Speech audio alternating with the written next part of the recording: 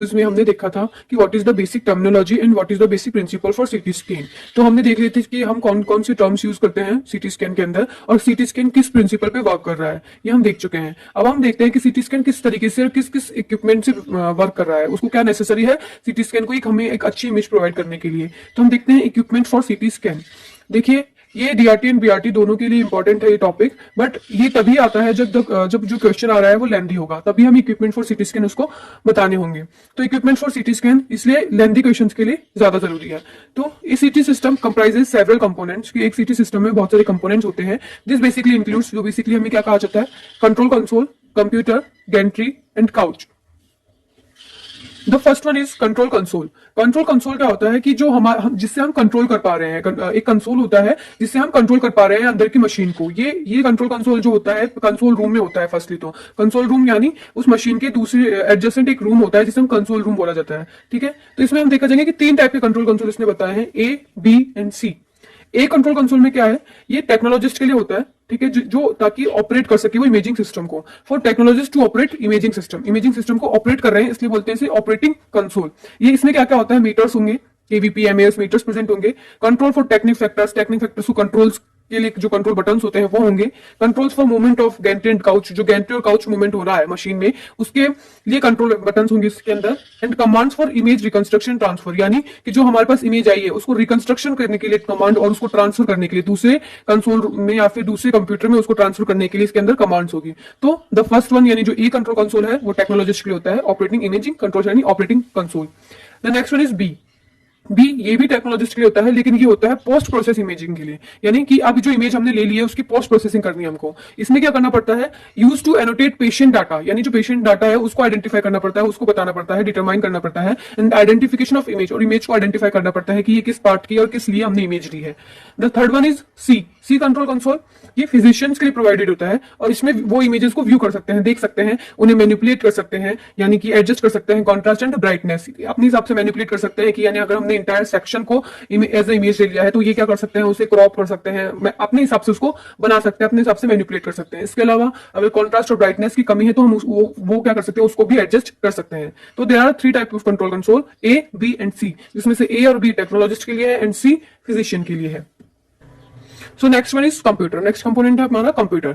It provides link between CT technologist and other components of imaging system। यानी अब ये क्या करता है, ये लिंक प्रोवाइड कर रहा है एक सीटी टेक्नोलॉजिस्ट के बीच में और इमेजिंग सिस्टम के जो अदर कंपोनेंट्स हैं उनके बीच में। ठीक है, कैसे? It helps to reconstruct a CT image from the millions of mathematical operations required to digitalized and reconstruct raw data। यानी कि ये एक सीटी इमेज को रिकंस्ट्रक्ट करने में हेल्प करते हैं from the millions of mathematical operations, यानी बहुत सारे मैथमेटिकल ऑपरेशंस के द्वारा उन्हें डिजिटलाइज करेंगे और उस जो रॉ डाटा है उसको रिकंस्ट्रक्ट कर देंगे। ठीक है, इसलिए इट हैज सॉफ्टवेयर, तो इसके लिए कुछ सॉफ्टवेयर्स होते हैं जिसमें क्या क्या होता है, सीटी नंबर्स की जो हर पार्ट है उसकी सीटी नंबर्स होंगे।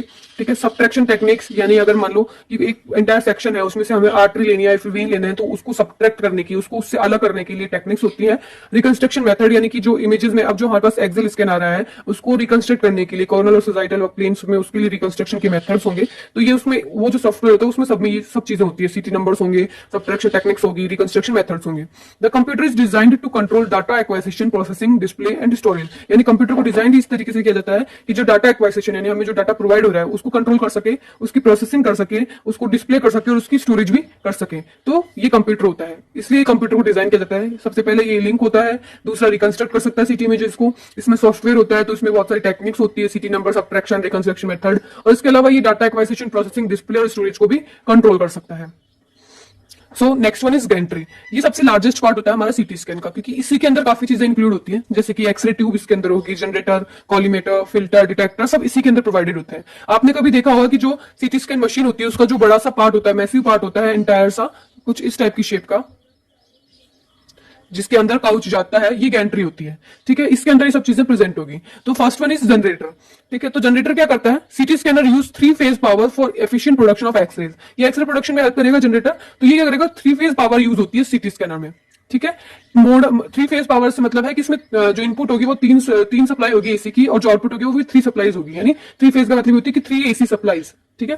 Modern CT scanners uses high frequency generator which are small compact and more efficient. तो मॉडर्न सिटी स्कैनर्स में कौन से जनरेटर्स यूज होते हैं? हाई फ्रीक्वेंसी जनरेटर्स, जिससे कि हमें हाई फ्रीक्वेंसी की डीसी सप्लाई मिलेगी। High frequency generators are located inside the gantry, gantry के अंदर प्रेजेंट होंगे। This generators convert low voltage and low frequency alternating current into high voltage and high frequency direct current. यानी अभी क्या करते हैं कि जो लो वोल्टेज की और जो लो फ्रीक्वेंसी की एसी होती है यानी अल्टरनेटिंग करंट होती है, उसको high voltage and high frequency की डायरेक्ट करंट में कन्वर्ट कर देंगे। यानी कितनी फ्रीक्वेंसी? ऑलमोस्ट 500 टू 25,000 हर्ट्ज तक की फ्रीक्वेंसी ये दे सकते हैं। Current CT scanners have maximum power rating of 40 to 80 kilowatt that allows kV in the range of 80 to 140 kVp and tube current in the range of 100 to 800 mA। इसके कहने का मतलब है कि जो करंट के जो सीटी स्कैनर्स हैं उनमें बहुत ज्यादा power rating, maximum power rating पाई जाती है, यानी 40 टू 80 किलोवाट तक पावर रेटिंग पाई जाती है। पावर रेटिंग क्या होती है? पावर रेटिंग जो होती है वो केवीपी और एमएस को डिसाइड करने के लिए जो रेटिंग होती है एक किसी भी मशीन में कि कितना केवी होना चाहिए, कितना एमए होना चाहिए, उसको डिसाइड करने के लिए जो हम रेटिंग निकालते हैं उसे बोलते हैं पावर रेटिंग। ठीक है। ये इतनी पावर के अकॉर्डिंग इसमें ये होनी चाहिए केवीपी और एमएस। तो इसके अकॉर्डिंग कि ये कितने में वर्क कर सकता है? 80 टू 140 केवीपी तक की रेंज में ये केवी ले सकता है, और ट्यूब करंट ले सकता है 100 टू 800 एमए तक की रेंज में। तो ये होता है हमारा generator. High frequency generator use हो रहा है, क्या कर रहा है? लो फ्रीक्वेंसी एसी को हाई फ्रीक्वेंसी एसी में डीसी में कन्वर्ट कर रहा है। इसके अलावा केवीपी 80 से 140 यानी 80 टू 140 एंड एमए 100 टू 800। तब गैंट्री के दूसरा पार्ट आता है X ray tube. First one was generator, तो second one is X ray tube. इसमें क्या होता है? The main parts of any x ray tube. पहली बात तो एक्सरे ट्यूब एक ही टाइप की होती है, आपको पता है। उसमें एनोड होगा एंड कैथोड होगा, जिसके बीच में वोल्टेज सप्लाई के कारण कैथोड से इलेक्ट्रॉन जाएंगे एनोड की तरफ। ठीक है। और वो इलेक्ट्रॉन एनोड की तरफ स्ट्राइक होने के बाद में कन्वर्ट हो जाएंगे एक्सरेज में। तो सबसे पहले the main parts of any x ray tube are anode and cathode. When the cathode filament is heated, जब कैथोड फिलामेंट को गर्म किया जाता है, हीट दी जाती है, इलेक्ट्रॉन्स आर रिजेक्टेड, इलेक्ट्रॉन्स निकलते हैं।